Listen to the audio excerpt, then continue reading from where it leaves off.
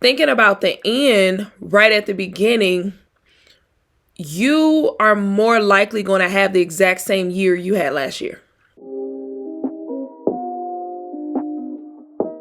Yo, party people, it's Ashley of SingleWomanChronicles.com, where being single is a beautiful choice rather than a miserable circumstance. And I felt like yesterday's podcast, I left y'all with like a cliffhanger because I was talking about no more settling in 2024. And in the end, I spoke about having self-belief. But I feel like I need to dive deeper into the topic of self-belief because I think self-doubt is a culprit in many of us not achieving what we really want to achieve, especially in the relational space, but also in all facets of life, like every part of your life, in your career, in your, family life, everything. So I wanted to talk about facing self-doubt today.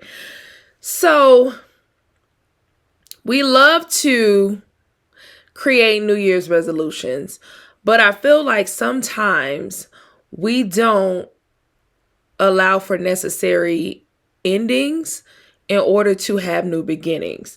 Meaning you cannot create a new year with old mindsets, with old habits, with doing old things.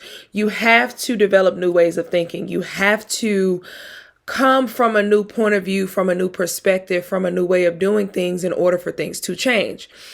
So if you are a person who constantly doubts, who is a pessimist, who is so used to disappointment that every situation you are basically thinking about the end right at the beginning, you are more likely going to have the exact same year you had last year and the year before that. And the year before that. And I'm speaking from experience because everything starts from your mind first. Your mind is what affects your behaviors and how you act and how you feel. So if your mind is already telling you, oh, it's no point of you even trying, then guess what? You're not going to try. You're not going to put your all into something.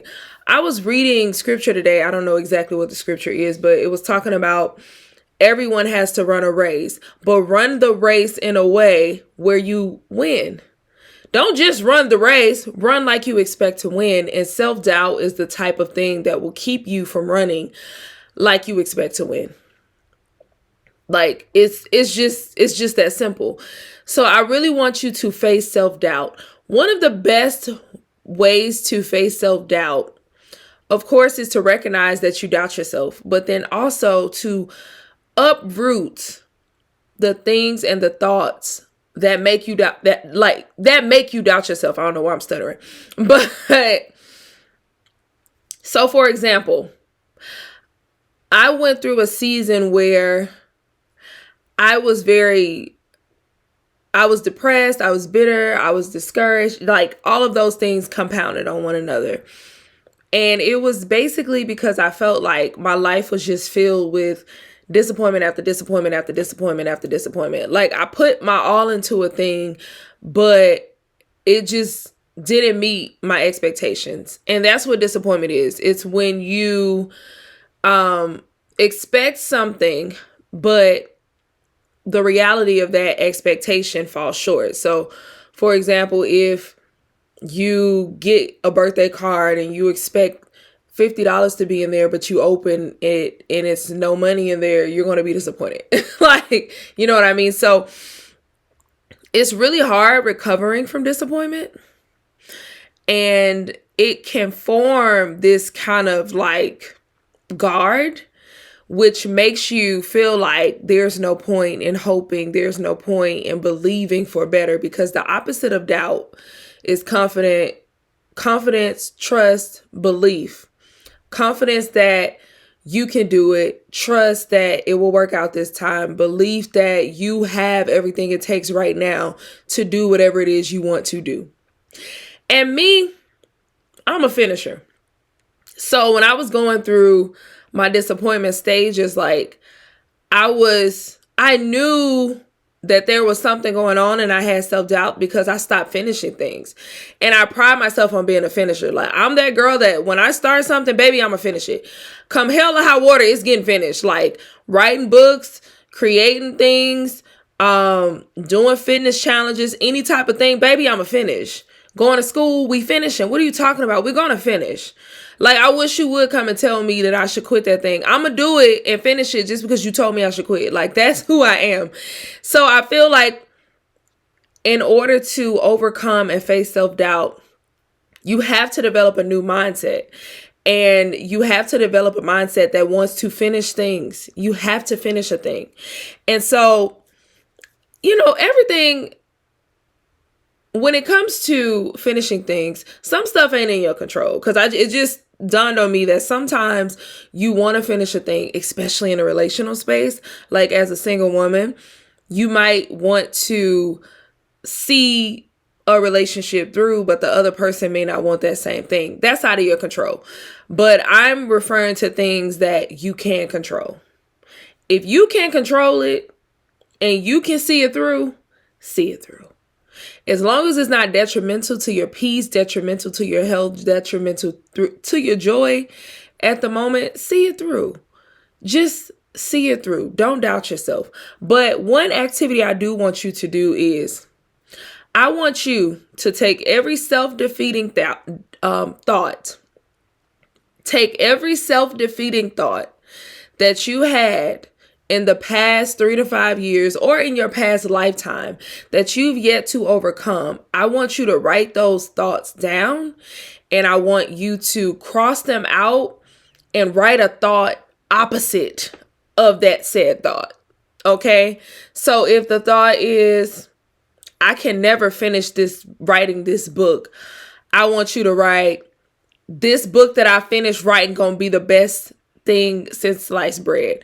If a thought you have is, the men I want never want me back, I want you to write, I'm everybody type and everybody want me. Okay? Like, you gotta be a bit delusional. See, we live in a society where, this is just my opinion, the people who should be delusional are not, and the people who are delusional should not be. But delusion in the right direction gets you success in the thing you want. Think about people like Kanye West. I didn't watch his full documentary, but it showed you how, like, having this bizarre, crazy, next level belief about yourself is what gets you to where you want to go. It's what gets you to the next level. You got to be delusional. Delusion in the right direction, okay? Say it with me. I'm going to be delusional in 2024, but in the right direction. And in the right direction is basically taking the limits off of yourself. Everything you said or think you can't do, believe that you can do it. Because most of y'all think it's too small anyway. Most of y'all, like, y'all just believing for the status quo. I need you to take it up. It's like, if you shoot for the moon, you'll land on the stars. So I need you to believe so far past the status quo of what you normally believe and do it. Usually you're like, oh, I'll lose a quick little 5 pounds. No, you're going to lose 20. Oh, I'll get a job making, get a job with a $5,000 raise. No, get a job with a $50,000 raise. Oh no, I'll get, what's another one? Oh, this year I'll travel maybe twice. No, you're going to travel every month this year. Like, start believing bigger. Start thinking past what you're already believing for, what you're used to believing for. Use that delusion in the right direction. Use it in the right direction. Now, don't be delusional in the way that get y'all arrested or have y'all stalking folks. You know what I mean? Like, I'm talking about just believing for your wildest dreams, because why not? Why wouldn't you go after that? So stop doubting yourself. Like, we got to face this self-doubt. I know for me, I've had a lot of self-doubt in off different ways or different parts of my life. I've had self-doubt and doubt in careers. I've had it in like relationally. I know a big part in like dating, especially for a woman like myself who had been single. I said had been. Haha, it's going to be past tense eventually, y'all. But for a woman like myself who's been single for a long time, I had to deal with growing up, just a lack of self-esteem, dealing with feeling like I just wasn't a good catch, feeling like, oh, because I wasn't the girl that was chosen most times, that meant that I wasn't attractive or wasn't cool enough or wasn't XYZ enough. And then that self-doubt made me self-sabotage a lot of situations. And that's what happens. Like, if you automatically count yourself out while you're already in a thing, it's going to cause you to not do what's necessary to keep that thing going. So I know in several relationships, I would like create arguments or be like super insecure and push the person away. Like, it was just a lot going on. And I feel like that translates over in all kinds of like parts of your life. Say, for example, you really want a position or really want a job, and you tell yourself, okay, I'm going to interview for this job that's double my income right now, double my salary right now, but they're probably not going to want me. You know what? I might as well not even prepare for this interview. I might as well not even, you know what I mean? Like, some people can talk themselves out to the point of you basically not even showing up for the interview. Like, it's crazy, but that's just how our mind works. But I want you in this year to go after everything you want and get it and not doubt yourself, because it's only day 3 and people are already doubting themselves. And that's just not healthy. It's just not good. I want you to fight for what you want and not doubt yourself. So begin with the activity of eliminating those self-defeating thoughts that have kept you bound for so long, and rewriting those and creating new thoughts. And create those new thoughts and make them delusional.